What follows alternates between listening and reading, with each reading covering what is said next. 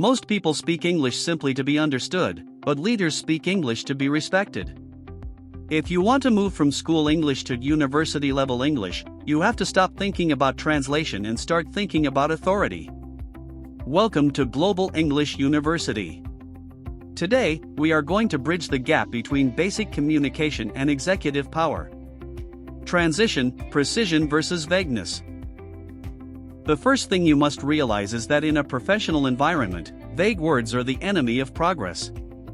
When you are in a meeting and you say, "I think this is a big change," you sound like a student. An executive doesn't just think, they anticipate. They don't see a big change, they recognize a fundamental shift. Listen to the difference. "I think this is a big change" sounds like an opinion. But "I anticipate a fundamental shift" sounds like a strategic observation. This is how you build credibility the moment you open your mouth. Developing the topic, professional phrasal verbs. Now, let's look at how we handle actions. In daily life, we use simple phrasal verbs like get or make. But for a global brand, these are too casual. Instead of telling a client you will get in touch, tell them you will establish contact.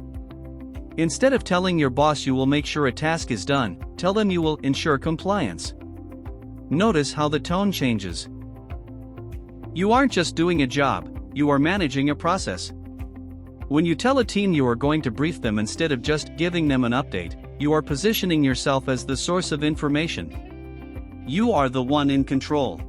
The strategy, the power of modal verbs. One of the hardest things to master in English is soft power. This is the ability to give orders or make requests without sounding aggressive. In school, you are taught to say "do this by Friday."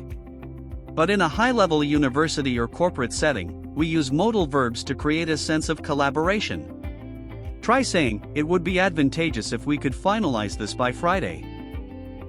It sounds polite, but it is actually more powerful because it focuses on the advantage to the project, not just your personal demand. It shows high emotional intelligence and sophistication. The conclusion and call to action. Mastering these three pillars, precision, professional verbs, and soft power, is what separates a student from a global professional. It is about choosing words that carry weight. If you want to continue this journey and master the vocabulary of a CEO, make sure you join our community.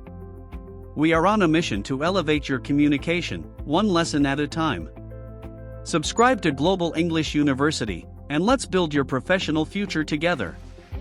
I'll see you in the next lesson.